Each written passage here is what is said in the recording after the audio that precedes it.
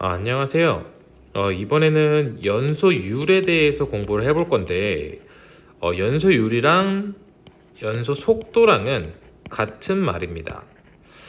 우리가 일반적으로 많이 쓰이는 말은 실질적으로 연소 속도가 되는데요. 실제로 저희가 시험에 나오거나 하는 원래 공식적이라고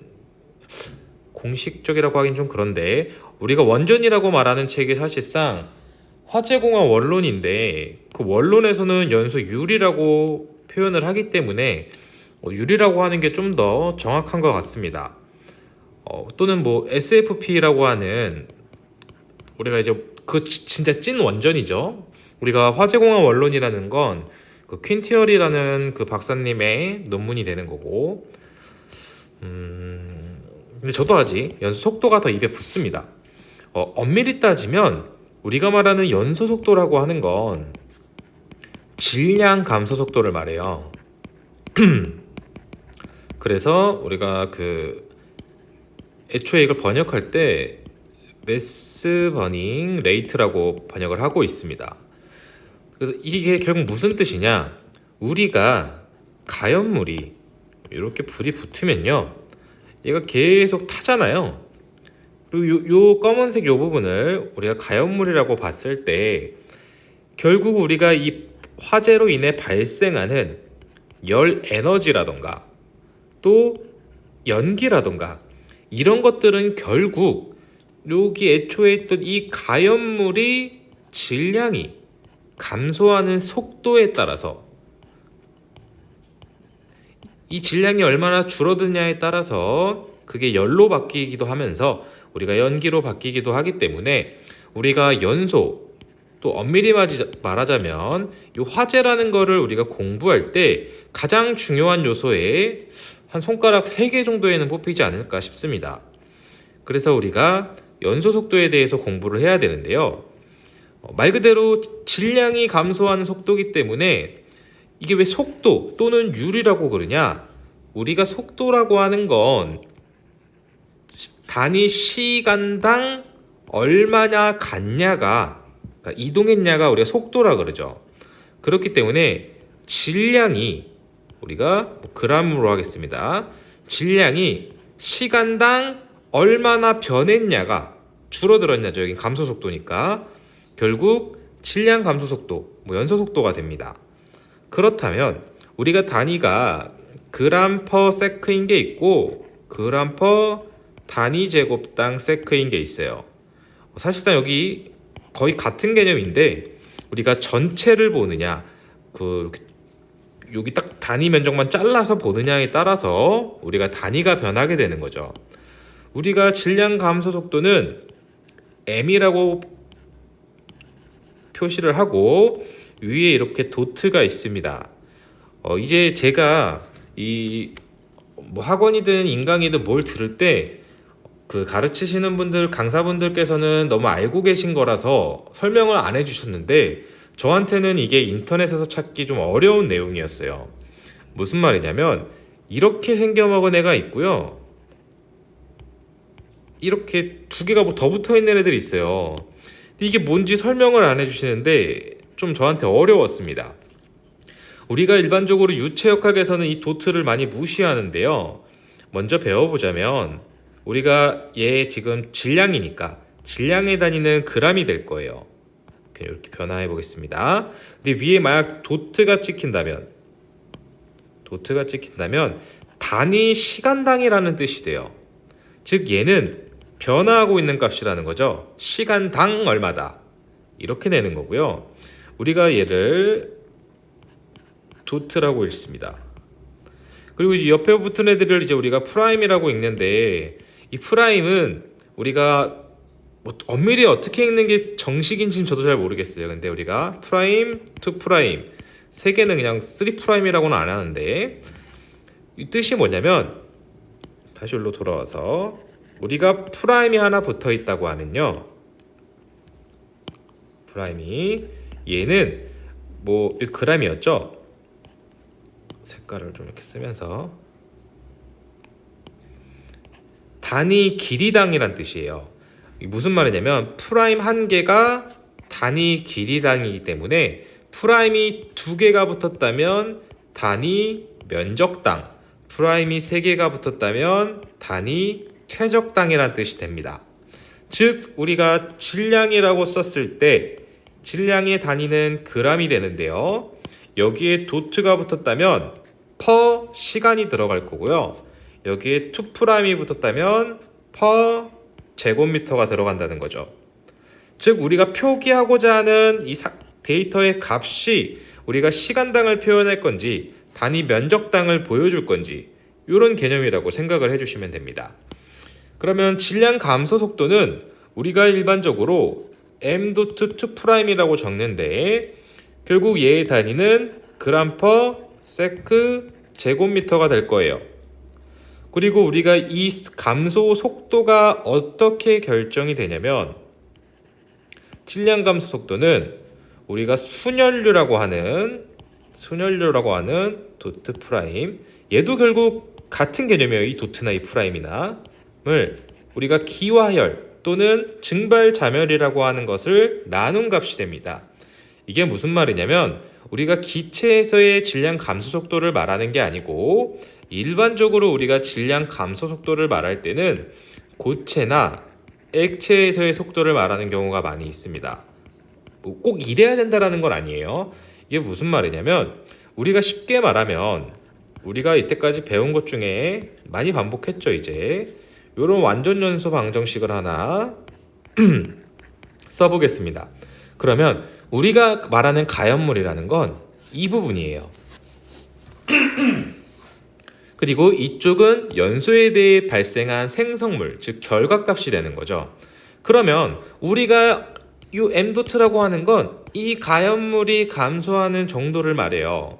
그러면 우리가 이 원인계에서 생성계로 넘어가기 위해 우리는 어떤 걸 해야 되냐? 여기에 활성화 에너지 이상의, 즉 점화원을 투입해서 우리는 연소를 발생시켰었죠. 즉 요게 하나의 그룹이라면 이 옆에 있는 그룹도 불이 붙으려면 이 연소에서 발생한 에너지가 옆에 있는 가연물에 점화원으로 작용을 해야 불이 붙을 거예요. 즉 우리가 어떤 가연물이 있을 때 이 가연물에 가해지는 열이 있을 겁니다. 이걸 그냥 Q라고 한번 해볼게요. 그럼 이 열이 우리가 이게 고체라면 또는 액체라면 얘가 기체가 되어야 우리 연소할 수 있었어요. 근데 우리가 예를 들어 책상이 뭐 열 좀 준다고 자동으로 분해돼서 가스가 되는 게 아니잖아요. 그래서 얘가 이제 기체가 되기 위한 열량을 우리가 기화열이라고 해서, 원래 V가 베이퍼 첨자인데 기화열이라고 하는 분에 나눠지게 됩니다. 이게 무슨 말이냐면 우리가 이런 책상이 있을 때 얘가 요 모퉁이랄까요? 이 모퉁이가 기체가 되려면 얼마만큼의 열의 에너지를 줘야 됐어요. 그게 기화열이에요. 기화가 되기 위해 필요한 열. 그러면 우리가 얘보다 더 큰 열을 줘야 얘가 기화가 돼서 탈 거 아니에요. 기체가 돼야 연소를 하니까. 그래서 우리가 투입되는 열량과 걔가 상변하기 위한 열량의 비로 우리는 질량 감소 속도를 나타낼 수 있습니다.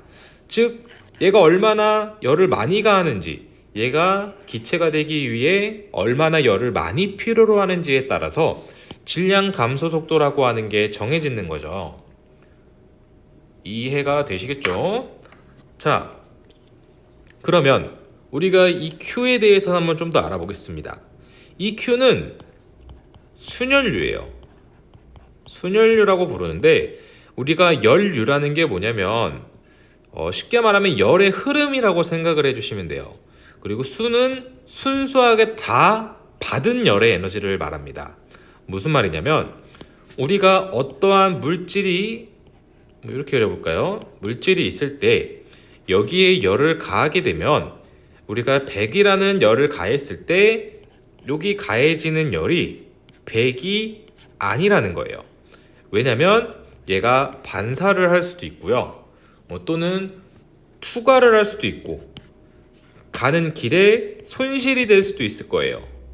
예를 들어서 아주 쉽게 말하면 우리 불이 났을 때 똑같은 거리에 내가 이렇게 서 있는데 여기에 비가 이렇게 내리고 있는 상황에서의 내가 받는 열과 화창한 날에서 받는 열은 똑같은 열을 가하더라도 받는 사람 입장에선 달라진다는 거죠. 그래서 우리가 어떠한 물질이 있을 때 여기에 들어오는 열의 양, 처음에 출발한 열의 양을 우리는 입사열이라고 적고요. 입사열, 보통 입사열 유속이라고 합니다.